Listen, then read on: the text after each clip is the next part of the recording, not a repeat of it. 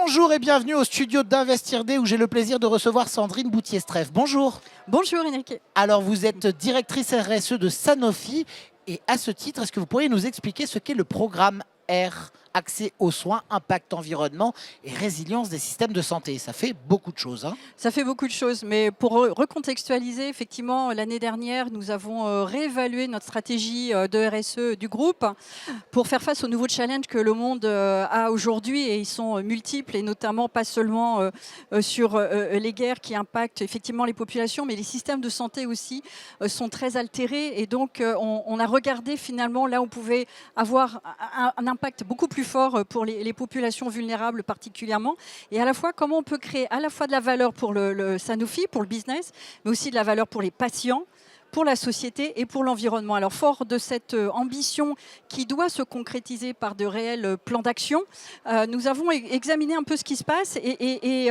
bien entendu la triple crise environnementale, à la fois les pollutions de l'air, de l'eau, le changement climatique avec la hausse des températures et qui va générer des migrations climatiques, mais aussi la perte de biodiversité. Ces éléments ont un réel impact sur la santé des populations, et là on souhaitait à la fois jouer notre rôle d'entreprise pharmaceutique responsable, mais aussi, et cela a un impact sur les systèmes de santé. Comment on peut nous aider, accompagner, c'est-à-dire sortir de notre zone à nous, notre couloir de nage, pour pouvoir assister et supporter les systèmes de santé. Alors ça, c'est l'intentionnalité, mais Ouais. concrètement, comment ça se traduit? Sanofi, il me semble, vous travaillez sur la décarbonation du système de santé.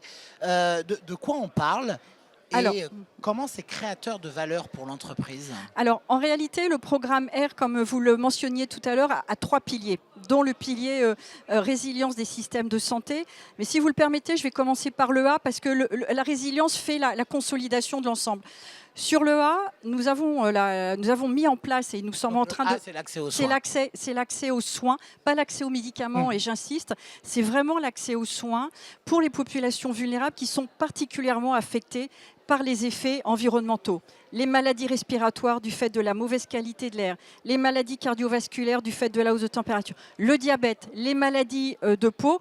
Et là, effectivement, on s'est rendu compte qu'à la fois notre portefeuille et notre pipeline, à 75%, adressent les maladies qui sont exacerbées par l'environnement. Alors l'idée, c'est d'éduquer les populations, d'éduquer les professionnels de santé, mais aussi d'éduquer les gouvernements. C'est ce que j'allais vous dire, parce que c'est surtout l'accès aux soins, c'est une responsabilité souvent des gouvernements. Voilà, et donc c'est ce qu'on appelle le shared responsibility, c'est comment on va aussi les informer par de la data, par de la real data, de la vraie data que nous allons collecter, consolider, et puis leur expliquer ce qui va se passer. Alors évidemment, on ne fait pas ça tout seul, on pilote un groupe international justement pour faire pour le share voice, mais c'est vraiment important d'éduquer maintenant. Aujourd'hui, il y a 14,4 millions de personnes dans le monde qui décèdent à cause des problèmes environnementaux, dont 7 millions sur la qualité de l'air. On a un rôle à jouer, c'est de l'éducation, de la sensibilisation, c'est aussi les politiques locales, gouvernementales, et puis c'est aider les communautés et les populations à trouver des solutions ensemble, avec les populations en pilote, pour leur permettre de prendre les bonnes actions pour leur santé. Le I, c'est plutôt sur ce qu'on appelle l'impact environnemental, c'est évidemment soigner les patients et mettre en place des systèmes de santé résilients. C'est aussi, nous, faire nos efforts pour mettre sur le marché des produits qui sont respectueux de l'environnement et de toute la chaîne de valeur. Donc là, évidemment, on vise... Donc c'est ça la décarbonation du système de santé? Pas tout à fait. Ça, c'est la décarbonation de Sanofi. Et donc, on s'est engagé sur des réductions des émissions de CO2. On veut tendre vers le net zéro, réduire les déchets, l'eau, etc. Et puis, concevoir les produits différemment. On a des bons résultats en jouant sur les activités de fabrication. Par exemple, on réduit considérablement les émissions de CO2, l'énergie, les consommations d'eau, etc. Particulièrement sur les systèmes de santé, là où c'est nouveau. Les systèmes de santé sont responsables de 5% des émissions de CO2 dans le monde. 45%, donc presque 2,5% des émissions dans le monde sont liées au parcours patient. La prévention, le diagnostic, le traitement, éventuellement les complications et le suivi, c'est énorme, 2,5%. Donc on a, nous, décidé de travailler à transformer la manière de délivrer les soins. Et au travers de ça, comment nos produits peuvent contribuer à cela. On a délivré différents produits, on a fait différentes études dans différents pays où on démontre par exemple qu'une vaccination précoce ou une immunisation précoce peut réduire de 70% les émissions de CO2 du système de santé par rapport à ce qui se fait actuellement. Alors évidemment, c'est aussi une amélioration de confort pour le patient, pour les familles. C'est aussi une amélioration pour le système de santé qui est complètement engorgé par un afflux de patients, notamment lors des phénomènes climatiques. Et c'est aussi moins de déchets parce qu'on travaille aussi sur les plastiques, sur les vaccins par exemple, on a supprimé le plastique du packaging.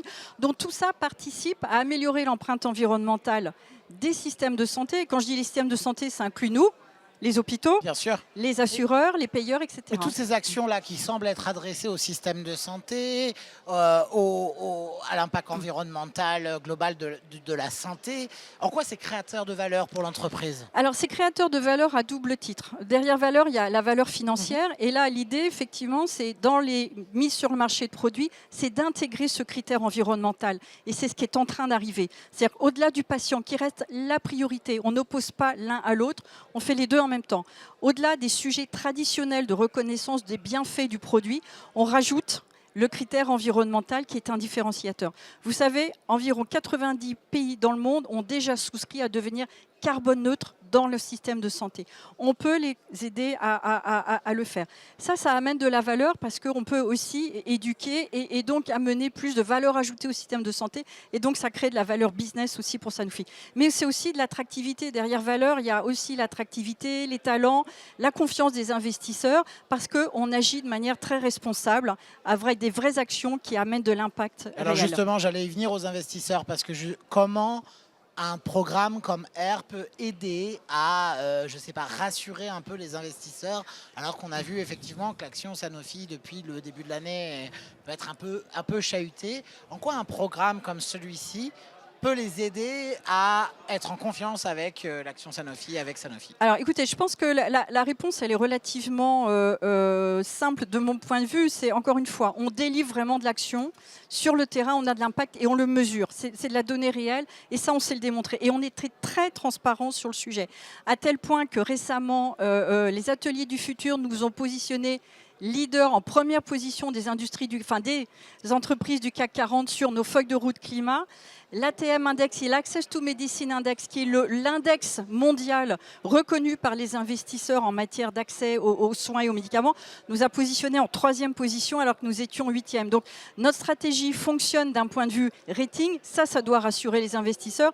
Et encore une fois, on amène vraiment de la valeur et on essaye de trouver l'équilibre dans ce qui est le mieux pour l'entreprise, mais aussi le mieux pour les patients et la société.